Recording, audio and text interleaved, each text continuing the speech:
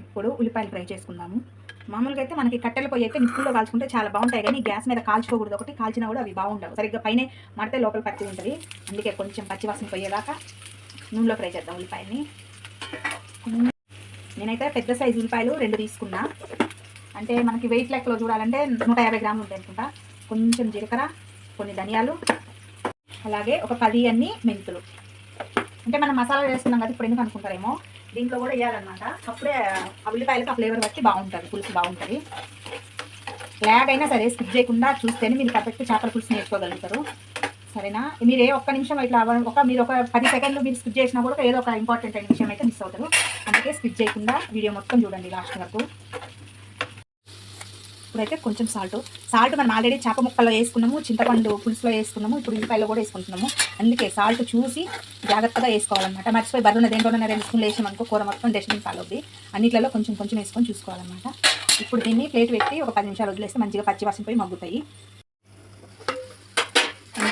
చూసారు కదా, 5 నిమిషాలకి ఉల్లిపాయలన్నీ మగ్గిపోయినాయి.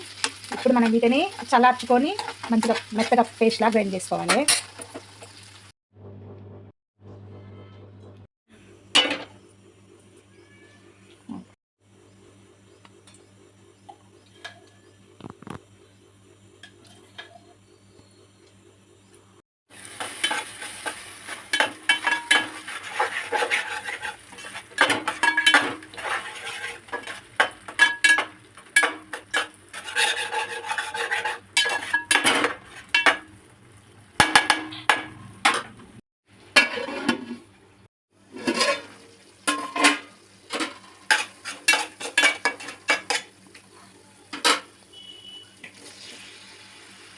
ఉల్లిపాయలు, అల్లం వెల్లుల్లి పేస్ట్ పచ్చివాసన పోయిన తర్వాత టమాటా ముక్కలు వేసుకొని ఇంక ఇదే లాస్ట్ కూరలో ఉప్పు వేసుకొని, ఇప్పటివరకు మనము ముక్కలలో వేసినాము, ఉల్లిపాయలలో వేసినాము, పులుసులో వేసినాము.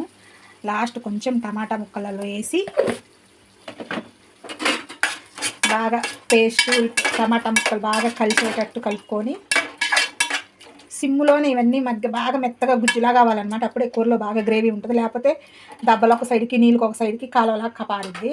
ఇందులో ఒక 10 నిమిషాలు వదిలేసి అవి బాగా మగ్గుతాయి. చూసారు కదా, 10 నిమిషాలకి టమాటాలు బాగా మగ్గినాయి.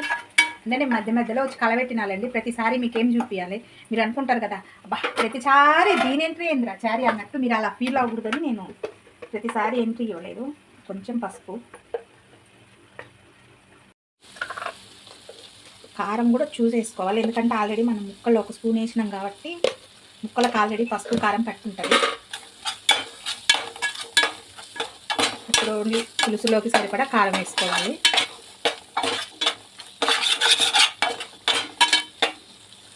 ఒక్క 2 నిమిషాలు మూత పెట్టేస్తే కారం పసుపు పచ్చివాసన పోయి నూనె పైకి తేలిద్ది.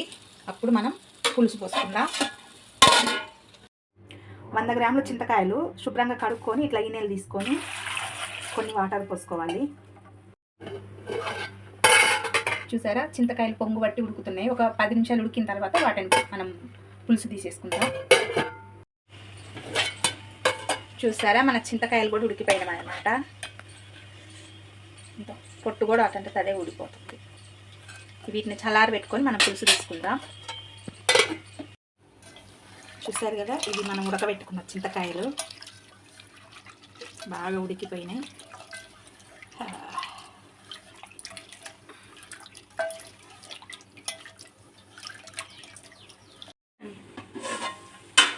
చూసారా, పచ్చి వాసన పోయి నూనె పైకి తేలింది. ఇది మనం ఉడకబెట్టి పిసికి పెట్టుకున్న చింతపండు పులుసు. దాంతోపాటు కొంచెం నీళ్ళు ఎక్కువ అవసరం లేదు.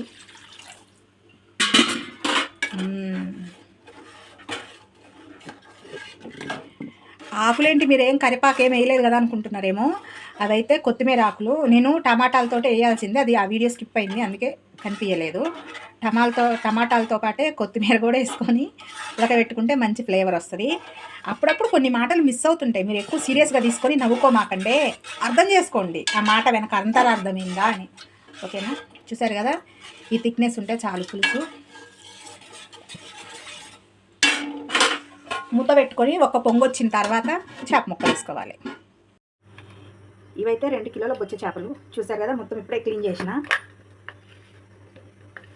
వీటిలో కొంచెం కారం కొద్దిగా, ఆల్రెడీ మనం ఉప్పు వేసి కడిగినాం కాబట్టి చూసేసుకోవాలా. కొంచెం ఉప్పు,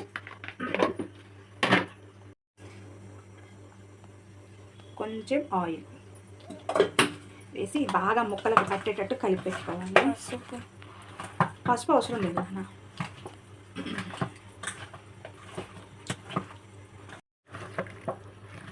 చూసారు కదా, బాగా ఉప్పు కారం కలిపి పెట్టాం కాబట్టి మనకి పులుసు అదంతా ఉడికే ఇవి పక్కన పెట్టేసుకొని మనం పులుసు మసాలాలు అవి రెడీ చేసుకుందాం.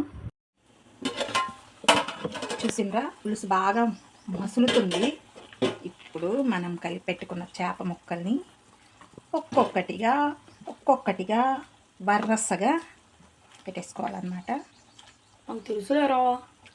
ఏం తెలుసురా, వరుసగా వేసుకోవాలి. మనిషి లేకపోతే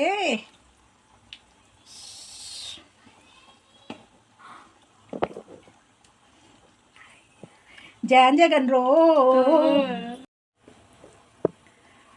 మస్కోట్లు మగాళ్ళు జగన్ గాళ్ళు ఓ మీరు చప్పట్లు కొట్టండి రో.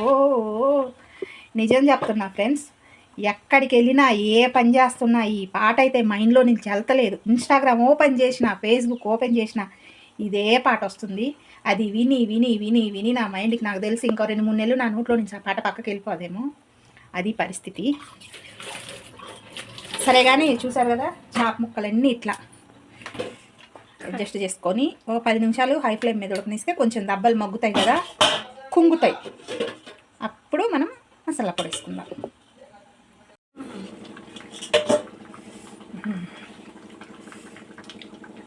ముక్క ఉడికేటప్పుడు ఎట్టి పరిస్థితులలో గెంటె పెట్టకూడదు అనమాట. జస్ట్ ఇట్లా దబరే కదుపుకోవాలి.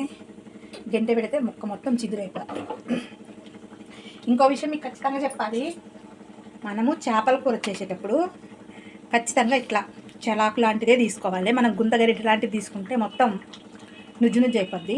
ఇప్పుడే చెప్తున్నా. మనం కూర వేసుకునేటప్పుడైనా సరే ఇట్లా దీంతో ఒక పీస్ వేసుకున్న తర్వాత గుంతగంటితో ఒట్టి చారు వేసుకోవాలి. లేకపోతే కూర మొత్తం పప్పు అవుతుంది. గుర్తుపెట్టుకోండి, చేపల కూరలో చరవ ఎంత ఇంపార్టెంటో గరిటె కూడా అంతే ఇంపార్టెంట్. ఇలాంటి చరవే కావాలి, ఇలాంటి గరిటె కావాలి. 1/2 టీ స్పూన్ జీలకర్ర, 4 ఇలాచి చిన్న 1 ఇంచు దాల్చిన చెక్క.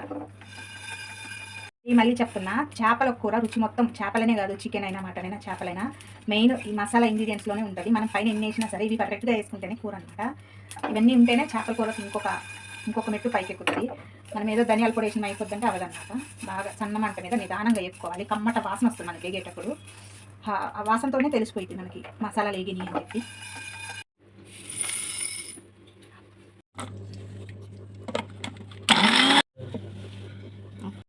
చూసారు కదా, ఇందాక మనం ఫ్రై చేసుకున్నాం కదా ధనియాలు జీలకర్ర మెంతులు అవన్నీ, అవి చిన్నులపాయలు వేసుకొని మంచిగా పౌడర్ పెట్టుకున్నాము.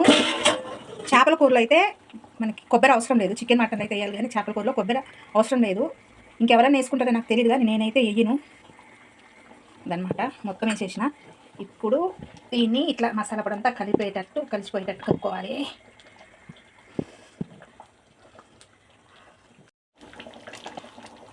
కోయా రే కోయి కోయి కోయా, కోయా రే కోయి కోయి కోయా, కోయి కోయి కోయి కోయి కోయి కోయి కొన్ని కోయి, కోయా రే కోయి కోయి మామా మామా రే సంద మామా. చూసిండ్రు కదా, కూర గుమ్మగుమ్మలాడిపోతుంది, కొత్త ఉడికిపోతుంది. మంచిగా ఆయిల్ పైకి తేలింది. ఫైనల్ టచ్ కొత్తిమీర. దీన్ని మామూలుగా అయితే నైట్ వండుకొని నెక్స్ట్ డే మార్నింగ్ తింటే ఉంటుంది కదా నా సామిరంగా. కానీ మనం అంత టైం ఇవ్వం కదా. ఒక 1/2 అవర్ టైం ఇచ్చి తర్వాత గిన్నె ఖాళీ చేద్దాం. Okay bye friends, subscribe.